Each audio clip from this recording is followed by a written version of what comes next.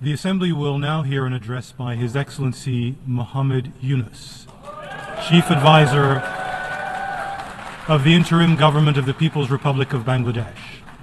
I request protocol to escort His Excellency and invite him to address the Assembly.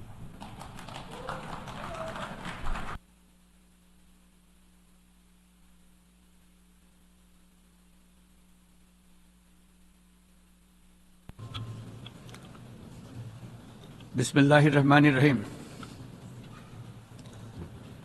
মাননীয় সভাপতি, জাতিসংঘের সাধারণ পরিষদের সভাপতি নির্বাচিত হওয়ায় প্রথমেই আপনাকে আন্তরিক অভিনন্দন জানাচ্ছি। আমি আশ্বস্ত করছি যে আপনার এই দায়িত্ব পালনকালে বাংলাদেশ প্রতিনিধি দল আপনাকে পূর্ণাঙ্গ সহযোগিতা প্রদান করবে। জাতিসংঘের ম্যান্ডেটকে সমুন্নত রেখে বৈশ্বিক সংকট সমূহ নিরসনে মহাসচিব অ্যান্টোনিও গুতেরেসের দৃঢ় প্রতিজ্ঞ সাফল্যমণ্ডিত নেতৃত্বের জন্য তাকেও জানাই আন্তরিক সাধুবাদ। সামিট অব দ্য ফিউচার আয়োজনে আমি মহাসচিবের দূরদর্শী ভূমিকার বিশেষ প্রশংসা করছি। সম্মেলনে যে pact for the future and declaration on future generations সর্বসম্মতভাবে গৃহীত হয়েছে, তা এজেন্ডা 2030 পরবর্তী বৈশ্বিক উন্নয়ন কর্মপন্থা নির্ধারণে বিশেষ সহায়ক হবে বলে আমি মনে করি। বাংলাদেশ বিশ্বাস করে যে এই সম্মেলনের অর্জন বৈশ্বিক সমৃদ্ধি অর্জনের জন্য আমাদের সবার অভিপ্রায় ও সহযোগিতা কাঠামো প্রণয়নে দিক নির্দেশক হিসেবে কাজ করবে। এই জুলাই আগস্ট মাসে বাংলাদেশে যে যুগান্তকারী পরিবর্তন সংগঠিত হয়েছে তার প্রেক্ষিতেই আজ আমি বিশ্ব সম্প্রদায়ের এই মহান সংসদে উপস্থিত হতে পেরেছি। আমাদের গণমানুষের, বিশেষ করে তরুণ সমাজের অফুরন্ত শক্তি আমাদের বিদ্যমান রাষ্ট্র কাঠামো ও প্রাতিষ্ঠানিক আয়োজনগুলো আমূল রূপান্তরের এক নতুন সম্ভাবনার দ্বার উন্মোচন করেছে। আমাদের ছাত্র ও যুব সমাজের আন্দোলন প্রথম দিকে মূলত ছিল বৈষম্য বিরোধী আন্দোলন, পর্যায়ক্রমে তা গণ আন্দোলনের রূপ নিয়েছে। এরপর সারা পৃথিবী অবাক বিস্ময়ে দেখেছে কিভাবে সমগ্র বাংলাদেশের মানুষ একনায়কতন্ত্র, নিপীড়ন, বৈষম্য, অবিচার ও দুর্নীতির বিরুদ্ধে রাজপথ ও সামাজিক যোগাযোগের মাধ্যমে দৃঢ়ভাবে রুখে দাঁড়িয়েছিল। আমাদের ছাত্র জনতা তাদের অদম্য সংকল্প ও প্রত্যয়ের মাধ্যমে একটি স্বৈরাচারী ও অগণতান্ত্রিক শাসন ব্যবস্থা থেকে আমাদের মুক্তি এনে দিয়েছে। তাদের এই সংকল্পের মধ্যেই আমাদের দেশের ভবিষ্যৎ নিহিত, যা এই দেশকে বিশ্ব সম্প্রদায়ের মাঝে একটি দায়িত্বশীল জাতির মর্যাদায় উন্নত করবে বলে আমি বিশ্বাস করি। এই গণ আন্দোলন রাজনৈতিক অধিকার ও উন্নয়নের সুবিধাবঞ্চিত বাংলাদেশের আপামর জনসাধারণকে ঐক্যবদ্ধ করেছে।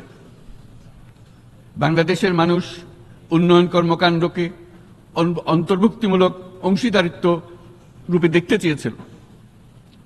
আমাদের জনগণ একটা ন্যায্য, অন্তর্ভুক্তিমূলক ও কার্যকর গণতন্ত্রের জন্য লড়াই করেছে, যার জন্য আমাদের নতুন প্রজন্ম জীবন উৎসর্গ করেছে। আমাদের এই তরুণরা যে প্রজ্ঞা, সাহস ও প্রত্যয় দেখিয়েছে তা আমাদের অভিভূত করেছে, সারা বিশ্ববাসীকে অভিভূত করেছে। বন্দুকের গুলি উপেক্ষা করে বুক পেতে দাঁড়িয়ে গিয়েছিল আমাদের এই তরুণরা। অবৈধ রাষ্ট্র ক্ষমতার বিরুদ্ধে প্রবলভাবে সোচ্চার হয়েছিল আমাদের তরুণ তরুণীরা, স্কুল পড়ুয়া কিশোর কিশোরীরা। তারা নিঃসঙ্গ চিত্তে উৎসর্গ করেছিল তাদের জীবন। শত শত মানুষ চিরতরে হারিয়েছে তাদের দৃষ্টিশক্তি।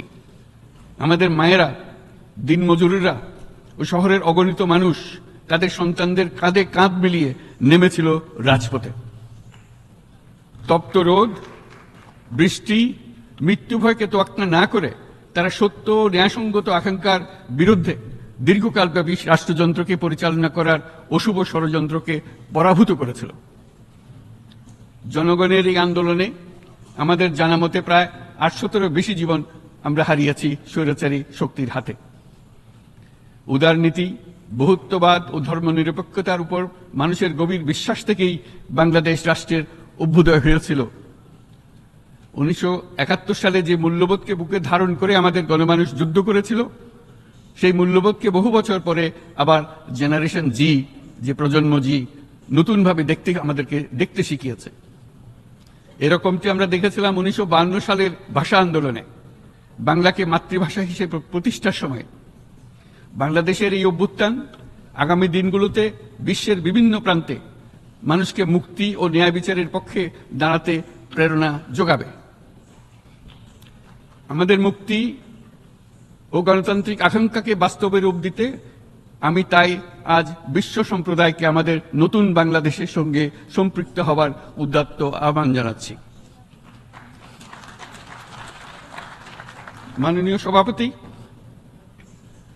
যে রাষ্ট্র কাঠামো দুঃসহ হয়ে গেছে তার পুনর্গঠনের জন্য আমাদের তরুণরা, দেশের আপামর জনসাধারণ একমত হয়ে আমার এবং আমার উপদেষ্টা পরিষদের উপর আস্থা রেখে সরকার পরিচালনার এক মহান দায়িত্ব আমাদের উপর ন্যস্ত করেছে।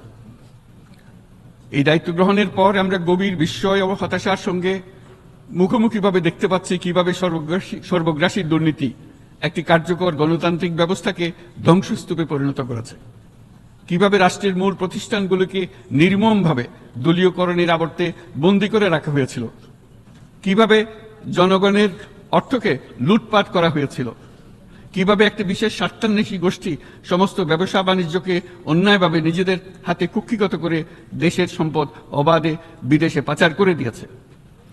এক কথায়, কিভাবে প্রত্যেকটি পর্যায়ে ন্যায়, নীতি ও নৈতিকতা অদৃশ্য হয়ে গিয়েছিল। এরকম এক অবস্থার দেশকে পুনর্গঠন এবং জনগণের কাঙ্ক্ষিত রাষ্ট্র ব্যবস্থা প্রতিষ্ঠিত করার জন্য আমাদের উপর দায়িত্ব প্রদান করা হয়েছে। অতীতের ভুলগুলোকে সংশোধন করে একটা প্রতিযোগিতামূলক ও শক্তিশালী অর্থনীতি এবং ন্যায়ভিত্তিক সমাজ ব্যবস্থা গড়ে তোলাই এই মুহূর্তে আমাদের মূল লক্ষ্য। বর্তমান পরিবর্তিত পরিস্থিতিতে সকল রাজনৈতিক দল এখন স্বাধীনভাবে তাদের মতামত প্রকাশ করতে পারছে। যে সব ব্যক্তি বা প্রতিষ্ঠান রাষ্ট্রীয় কাজ ও সিদ্ধান্ত গ্রহণ করার প্রক্রিয়ায় সম্পৃক্ত, তাদের প্রত্যেকের জবাবদিহিতা নিশ্চিত করাই আমাদের অগ্রাধিকার। আমরা মানুষের মৌলিক অধিকারকে সমুন্নত ও সুরক্ষিত রাখতে দৃঢ়প্রতিজ্ঞ।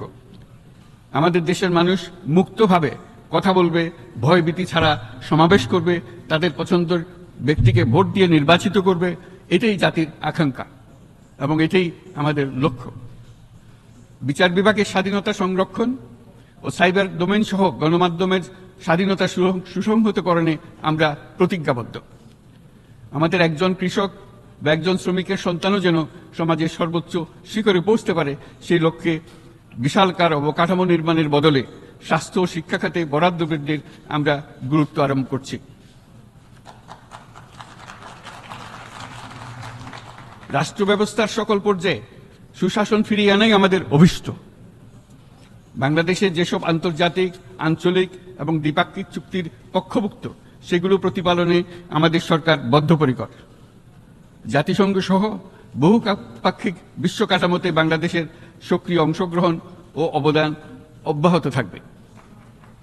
পারস্পরিক শ্রদ্ধাবোধ, মর্যাদা ও স্বার্থ রক্ষণের ভিত্তিতে বাংলাদেশ বিশ্বের সকল রাষ্ট্রের সাথে বন্ধুত্বপূর্ণ সম্পর্ক বজায় রাখবে। মাননীয় সভাপতি, গত 7 সপ্তাহের মধ্যে আমাদের সরকার বিভিন্ন গুরুত্বপূর্ণ পদক্ষেপ গ্রহণ করেছে। আমাদের অনুরোধে সাড়া দিয়ে জাতিসংঘের মানবাধিকার বিষয়ক হাই কমিশনার বাংলাদেশের গণ আন্দোলনকালে সংগঠিত মানবাধিকার লঙ্ঘনের বিষয়ে বিস্তৃত অনুসন্ধান এবং এইসব বিষয়ে ঘটনার পুনরাবৃত্তি রোধে পরামর্শ প্রদানের জন্য একটা ফ্যাক্ট ফাইন্ডিং কমিশন গঠন এবং তার কাজ শুরু করার জন্য দ্রুত বাংলাদেশে পাঠিয়ে দিয়েছে। আমি তাকে বাংলাদেশের পক্ষ থেকে অশেষ ধন্যবাদ জানাচ্ছি। দায়িত্বভার গ্রহণের 2 সপ্তাহের মধ্যে আমরা গুম প্রতিরোধে যে আন্তর্জাতিক কনভেনশন রয়েছে তাতে যোগদান করেছি।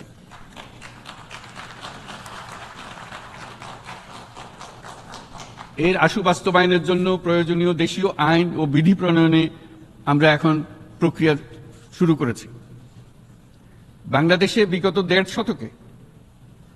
বাংলাদেশে গত 1.5 দশকে যে সমস্ত গুমের অভিযোগ রয়েছে সেগুলো তদন্ত করার জন্য একটি তদন্ত কমিশন এই মুহূর্তে কর্মরত আছে। মানুষের আস্থা আত্মবিশ্বাস ফিরিয়ে আনতে এবং নির্মম অতীত যেন আর ফিরে না আসে কোনোদিন, সেই জন্য আমরা কিছু সুনির্দিষ্ট খাতে সংস্কারকে অগ্রাধিকার দিয়েছি। সেই লক্ষ্যে আমরা বিদ্যমান নির্বাচন ব্যবস্থা, সংবিধান, বিচার ব্যবস্থা, জনপ্রশাসন, আইন শৃঙ্খলা ব্যবস্থা সংস্কারের জন্য স্বাধীন কমিশন গঠন করেছি। সংবাদপত্র ও গণমাধ্যমের সংস্কারের জন্যও পৃথক কমিশন সহ আরো কয়েকটি বিশেষ বিষয়ে কমিশন গঠন প্রক্রিয়াধীন রয়েছে। ব্যবসা বাণিজ্যে অনুকূল পরিবেশ সৃষ্টির লক্ষ্যে আমরা ব্যাংক ও আর্থিক খাতের ব্যাপক সংস্কারের উদ্যোগ গ্রহণ করেছি। কোনো বিদেশি ব্যবসা বা বিনিয়োগ যেন ক্ষতিগ্রস্ত না হয় তা নিশ্চিত করতে আমরা বদ্ধপরিকর। এইসব সংস্কার যেন টেকসই হয়, দীর্ঘমেয়াদে নিশ্চিত করতে এবং অবাধ ও নিরপেক্ষ অংশগ্রহণমূলক নির্বাচনের জন্য উপযোগী পরিবেশ সৃষ্টি করতে আমরা কাজ করে যাচ্ছি।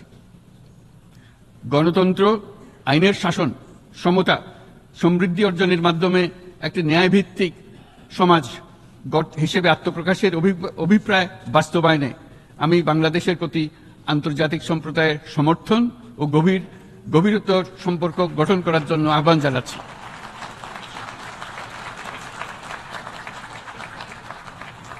মাননীয় সভাপতি, বাংলাদেশ মনে করে যে শান্তি রক্ষা ও সংঘাত মোকাবেলা জনগণের সমৃদ্ধি নিশ্চিত করার মূল চালিকা শক্তি। সাম্প্রতিক বিপ্লবকালে আমাদের ইতিহাসের সবচেয়ে কঠিনতম সময়ে জনগণের মুক্তির আকাঙ্ক্ষা পূরণে তাদের পাশে দৃঢ়ভাবে দাঁড়িয়ে আমাদের সাহসী সশস্ত্র বাহিনী সমূহ আরও একবার শান্তির প্রতি তাদের অঙ্গীকার প্রমাণ করেছে। এটা সম্ভব হয়েছে শান্তি রক্ষায় আমাদের অঙ্গীকারের কেন্দ্রবিন্দুতে মানবাধিকারকে স্থান দেওয়ার ফলে। জাতিসংঘের পিস বিল্ডিং কমিশনের সূচনা লগ্ন থেকেই শান্তি রক্ষার মতো শান্তি বিনির্মাণেও বাংলাদেশ সমান অঙ্গীকার ব্যক্ত করে এসছে। আমাদের দিনগুলোতে আমরা জাতিসংঘের শান্তি রক্ষা কার্যক্রমে আমাদের মূল্যবোধ ভিত্তিক অবদানের ধারাবাহিকতা রক্ষা, সমুন্নত ও প্রসারিত করতে বদ্ধপরিকর।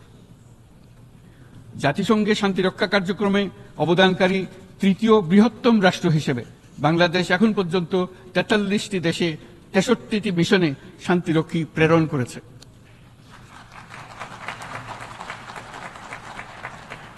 বসনিয়া থেকে শুরু করে কঙ্গো পর্যন্ত বিশ্বের বিভিন্ন প্রান্তে এসব মিশনে দায়িত্ব পালনকালে 168 জন বাংলাদেশি শান্তিরক্ষী নিজেদের জীবন বিসর্জন দিয়েছে। আমরা আশা করি যে কোনো অবস্থায় নানা প্রতিকূলতা সত্ত্বেও জাতিসংঘের ভবিষ্যৎ শান্তিরক্ষী কার্যক্রমগুলোতে বাংলাদেশের প্রতিরক্ষা বাহিনীর সদস্যরা একইভাবে অবদান রাখার সুযোগ পাবে। মাননীয় সভাপতি, আমাদের সকলের বাসস্থান এই পৃথিবী বৈশ্বিক অগ্রাধিকারগুলোকে সঠিকভাবে নির্ণয় করতে আগ্রহী। জলবায়ু পরিবর্তন আমাদের সকলের অস্তিত্বের প্রতি হুমকি স্বরূপ।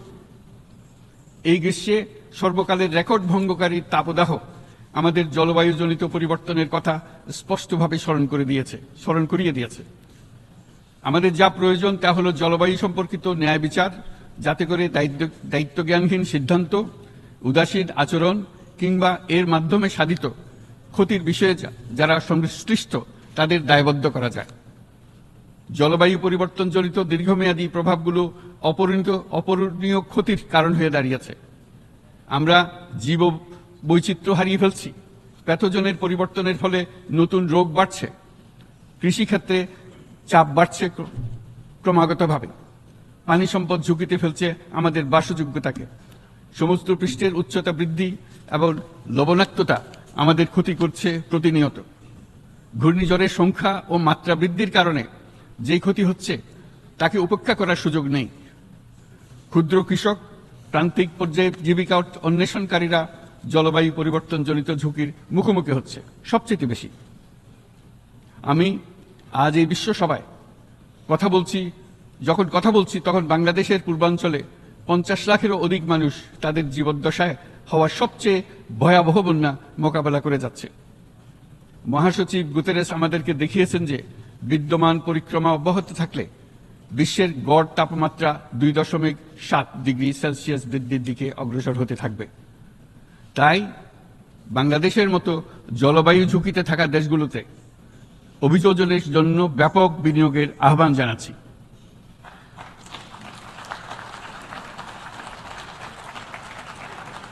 এছাড়াও উদ্ভাবনী শক্তির প্রয়োগ, অতিরিক্ত অর্থায়নের মাধ্যমে লস এন্ড ড্যামেজ ফান্ডকে কার্যকর করা আমাদের জন্য অত্যন্ত গুরুত্বপূর্ণ। একইভাবে আমাদের প্রয়োজন প্রযুক্তির সহজলভ্যতা, সক্ষমতা বৃদ্ধি। নির্দিষ্ট করে বললে আমাদের দরকার জীবন রক্ষাকারী প্রযুক্তি, বিশেষত কৃষি, পানি এবং জনস্বাস্থ্য খাতে, যেখানে ক্ষুদ্র ক্ষুদ্র উদ্ভাবন এবং সমাধানসমূহ ঝুঁকিতে থাকা জনগোষ্ঠীকে রক্ষা করতে পারে। জলবায়ু সংকটের মোকাবেলা এবং বৈশ্বিক অর্থনীতি সুসংহতকরণে আমাদের যুগপথভাবে কাজ করতে হবে। বিশ্ব সম্প্রদায় এখন কার্বন মুক্ত পৃথিবী গড়ে তুলতে মনোযোগী হচ্ছে। বিশ্বের অধিকাংশ মানুষকে এই ধরনের পরিবর্তনের সুফলভোগী করতে হলে নেট জিরো পৃথিবীর দিকে আমাদেরকে অগ্রসর হতে হবে। বাংলাদেশের মতো দেশগুলোকে সাথে নিয়ে যেতে হবে। তা না হলে পারস্পরিক দায়িত্ববোধের মাধ্যমে পারস্পরিক সমৃদ্ধি অর্জনে আমাদের সার্বজনীন অঙ্গীকার পূরণে পিছিয়ে পড়ব আমরা। এই ক্ষেত্রে আমি বিশ্বাস করি সমগ্র বিশ্ব একসাথে 3-0 লক্ষ্য অর্জনের ধারণা বিবেচনা করে দেখতে পারে, যার মাধ্যমে আমরা শূন্য দারিদ্র্য, শূন্য বেকারত্ব এবং শূন্য নেট কার্বন নিঃসরণ অর্জন করতে পারি। যেখানে পৃথিবীর প্রতিটি তরুণ তরুণী চাকরি প্রার্থী না হয়ে বরং উদ্যোক্তা হিসেবে নিজেকে প্রতিষ্ঠিত করার সুযোগ পাবে। তারা যেন এই সম্পদের সীমাবদ্ধতা সত্ত্বেও নিজ নিজ সৃজনশীলতার বিকাশ করতে পারে, যেখানে একটি ব্যবসায়িক উদ্যোগ সামাজিক সুফল, অর্থনৈতিক মুনাফা এবং প্রকৃতির প্রতি দায়িত্বশীলতার মধ্যে একটি চমৎকার ভারসাম্য আনতে পারে, যেখানে সামাজিক ব্যবসার মাধ্যমে যে কোনো ব্যক্তি ভোগবাদী জীবনধারা থেকে উত্তরণ করে সামাজিক ও অর্থনৈতিক পরিবর্তনের সৃজনশীল শক্তি হিসেবে নিজেকে প্রতিষ্ঠিত করতে পারে।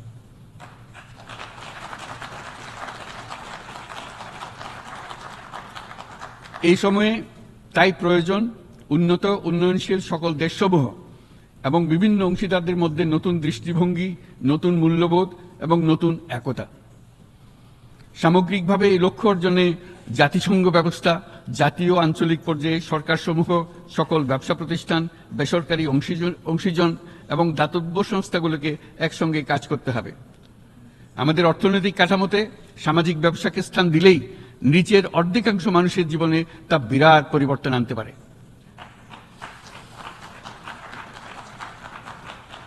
এই পদক্ষেপ একই সঙ্গে জলবায়ুর ধ্বংসাত্মক গতিকে সফলভাবে রোধ করতে পারে এবং বাজার ব্যবস্থার মাধ্যমেই এই মীমাংসা হতে পারে।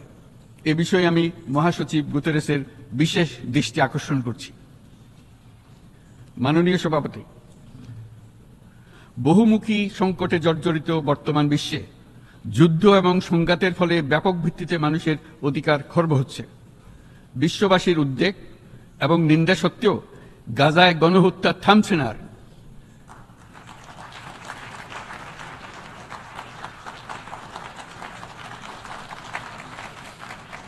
ফিলিস্তিনের মতো বিদ্যমান বাস্তবতা কেবল আরব কিংবা মুসলমানদের জন্যই উদ্বেগজনক নয়, বরং তা সমগ্র মানব জাতির জন্যই উদ্বেগের বিষয়।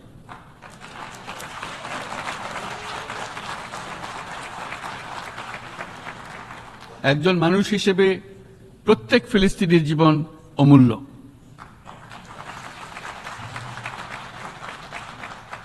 ফিলিস্তিনের জনগণের বিরুদ্ধে যে মানবতা বিরোধী অপরাধ হচ্ছে তার জন্য সংশ্লিষ্ট সকলকে দায়বদ্ধ করতে হবে।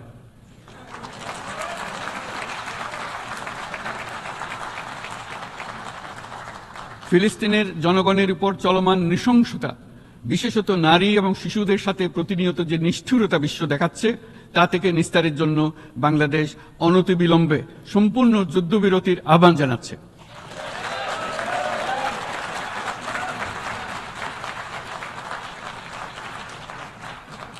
দ্বিরাষ্ট্রভিত্তিক সমাধানেই মধ্যপ্রাচ্যে টেকসই শান্তি আনতে পারবে। তাই জাতিসংঘ সহ আন্তর্জাতিক সম্প্রদায়ের সকলকে এর বাস্তবায়নের জন্য এখনই উদ্যোগ নিতে আহ্বান জানাচ্ছি।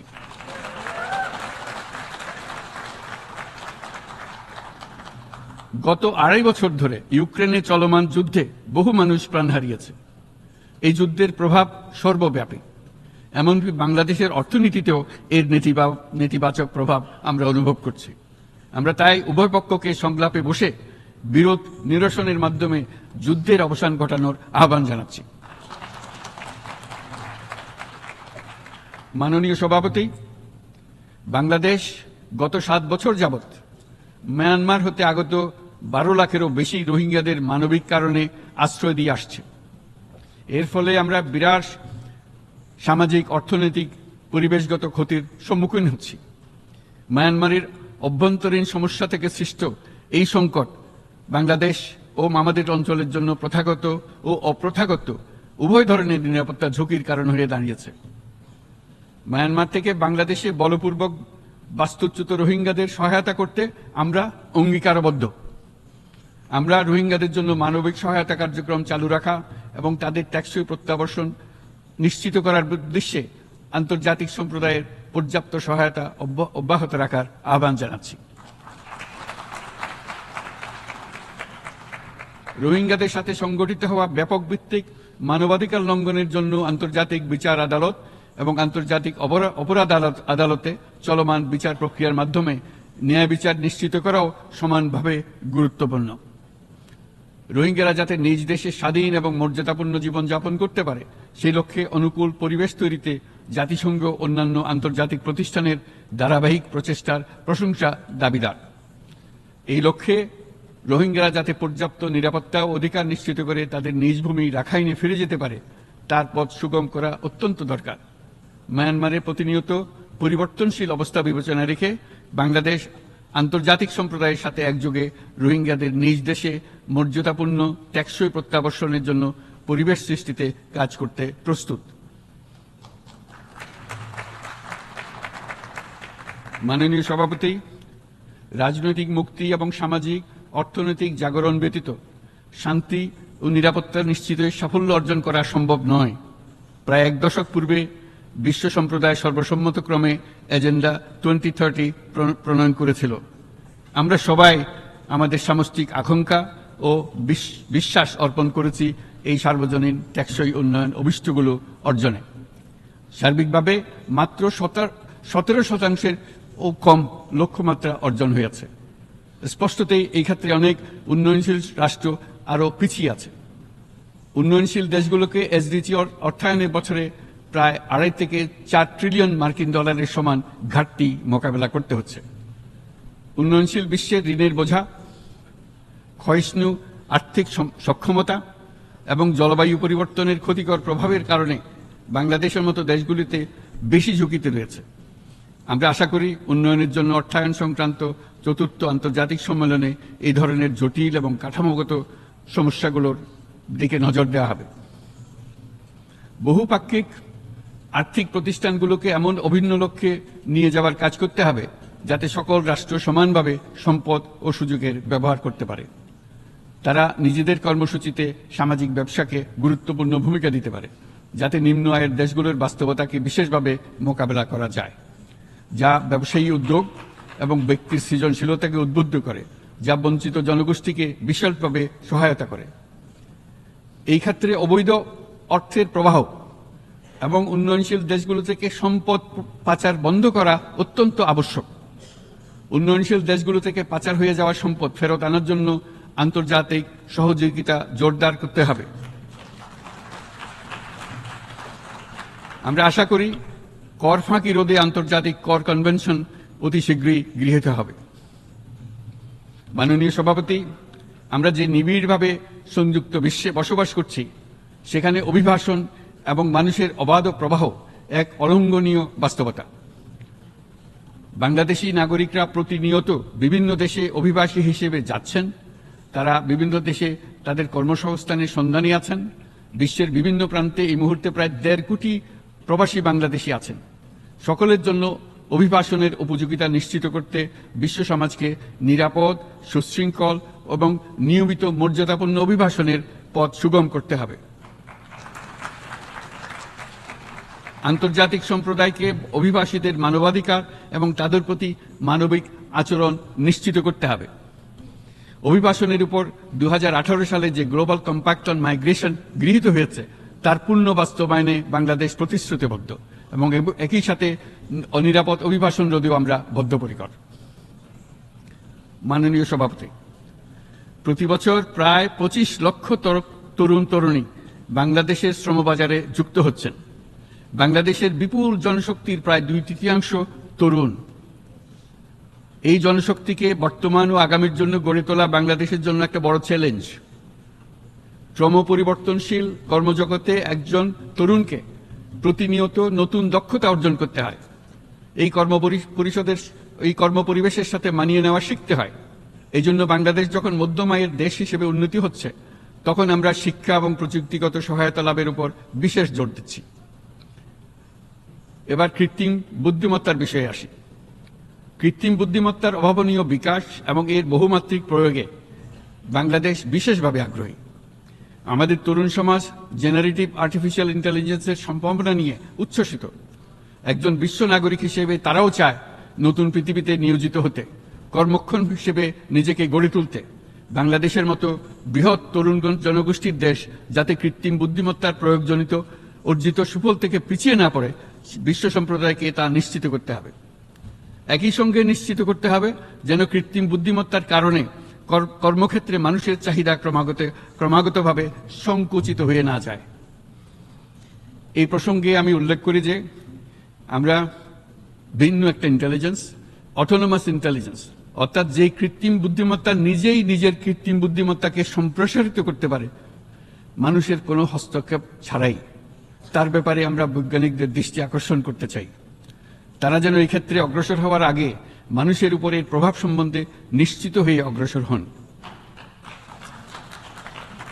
আমাদের ধারণা অটোনোমাস ইন্টেলিজেন্স মানুষের অস্তিত্বকে বিপন্ন করে তুলতে পারে, কাজে এই ব্যাপারে আমাদের সম্পূর্ণ সজাগ থাকতে হবে। মাননীয় সভাপতি, আমাদের আসলে দরকার নতুন ধরনের সহযোগিতা কাঠামো, যেখানে বৈশ্বিক ব্যবসা ও জ্ঞানের অধিকারী গোষ্ঠী মানুষের চাহিদাগুলোকে যথাযথভাবে অনুধাবন করবে।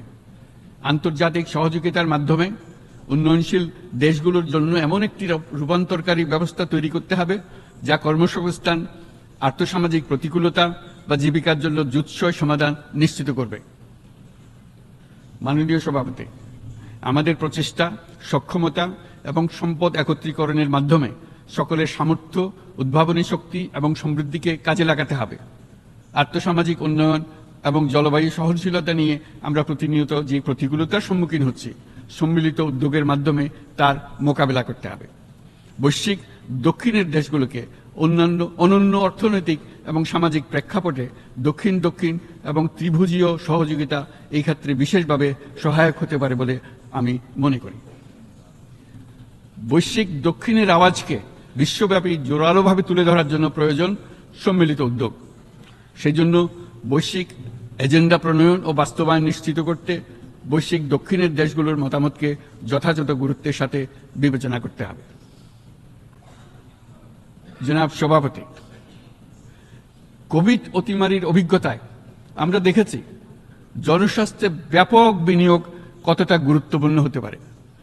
বিশ্ব স্বাস্থ্য সংস্থায় বৈশ্বিক অতিমারি চুক্তির চলমান আলোচনায় বাংলাদেশ নেতৃত্ব প্রদান করে চলেছে। আমরা চাই কার্যকর আন্তর্জাতিক সহযোগিতা, জনস্বাস্থ্য ব্যবস্থায় অর্থায়ন, প্রযুক্তি হস্তান্তর, গবেষণা ও উন্নয়ন, ভ্যাকসিন থেরাপিউটিক্সের উৎপাদন বহুমুখীকরণ এবং সকল ভ্যাকসিনকে মেধাস্বত্ব অধিকার মুক্ত ঘোষণা করার ব্যাপারে ঐক্যমত্য গঠন। অসংক্রামক রোগসমূহের বিরুদ্ধে লড়াইয়ে এই বিষয়গুলি অত্যন্ত গুরুত্বপূর্ণ।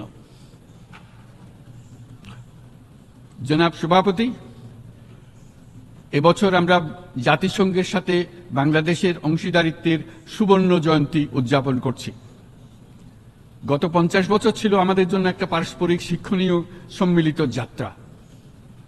সীমিত উপায়ে বাংলাদেশ বৈশ্বিক শান্তি ও নিরাপত্তা, ন্যায়, সমতা, মানবাধিকার প্রতিষ্ঠায় ধারাবাহিকভাবে অবদান রেখে আসছে। আমাদের সমন্বিত প্রয়াসের পেছনে আছে সত্যিকার অর্থে একটি নিয়মভিত্তিক বৈশ্বিক ব্যবস্থা গড়ে তোলা। এই প্রসঙ্গে উদাহরণ হিসেবে আমি স্মরণ করছি 1999 সালে জাতিসংঘ সাধারণ পরিষদে ক্ষুদ্র ঋণের উপর গৃহীত রেজুলেশনের কথা। সেই সময় জাতিসংঘ 2005 সালকে ইয়ার অফ মাইক্রোক্রেডিট ঘোষণা করেছিল, যার ফলে ক্ষুদ্র ঋণ বিশ্বব্যাপী সম্প্রসারিত হবার সুযোগ পেয়েছিল। একই সময়ে বাংলাদেশের উদ্যোগে গঠিত হয়েছিল ফ্রেন্ডস অব মাইক্রোক্রেডিট। 2001 সাল থেকে সাধারণ পরিষদে কালচার অফ পিস সংক্রান্ত বাৎসরিক যে রেজলিউশন গৃহীত হয়ে আসছে, বা নিরাপত্তা পরিষদে নারী, শান্তি ও নিরাপত্তা সংক্রান্ত যে 1325 নম্বর রেজলিউশন গৃহীত হয়েছিল, তা বাংলাদেশের বিশ্বজনীন উদ্যোগগুলোর প্রতিফলন এবং অবদান।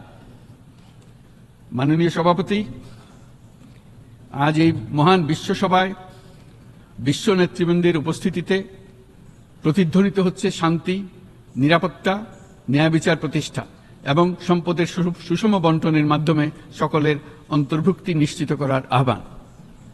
সদস্য রাষ্ট্র হিসেবে আমাদের প্রত্যেককে আজ গভীরভাবে অনুধাবন করতে হবে কিভাবে আমরা নারী, পুরুষ সকলের জন্য ও আগামীর দিনগুলোতে উদ্যোক্তা হবার সমান সুযোগ সৃষ্টি এবং তাদের ক্ষমতায়ন নিশ্চিত করতে পারি।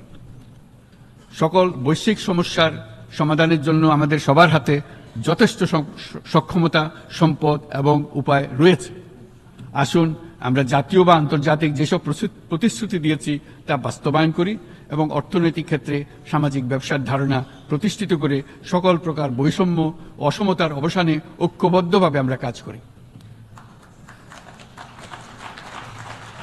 বাংলাদেশের তরুণরা প্রমাণ করেছে যে মানুষের স্বাধীনতা, মর্যাদা ও অধিকার সমুন্নত রাখার অভিপ্রায় কোনো উচ্চাভিলাষ নয়, বরং এটা সকলের নিশ্চিত প্রাপ্য। আজ এই মহান সমাবেশে আপনাদের উপস্থিতিতে শান্তি, সমৃদ্ধি ও ন্যায় বিচার নিশ্চিত করতে আন্তর্জাতিক, আঞ্চলিক এবং জাতীয় পর্যায়ে বাংলাদেশে তার ভূমিকাকে ক্রমাগতভাবে জোরদার করার নিশ্চয়তা দিচ্ছে। আজ আপনাদের সবাইকে শুভেচ্ছা জানাচ্ছি, ধন্যবাদ জানাচ্ছি।